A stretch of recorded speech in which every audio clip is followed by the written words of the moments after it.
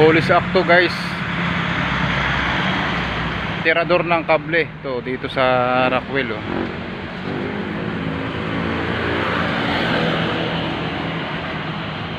Ayan, oh. Bakit kaya hindi sila sinisita ng barangay dito o kaya ng pulis? Yan oh, tirador ng kable. Hirap na talaga ng buhay ngayon oh. Harap-harapan lang tumitira sila oh. Hirap talagang buhay yun. Tinakbo na ng isa nandun sa baba. Sige, sana makarami kayo ng tanso. Dito lang yan oh. Ganitong oras may tumitira na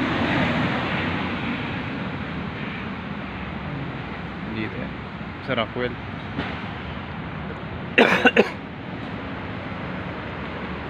Tirador ng kable dito sa Rockwell. Yun, bumaba na.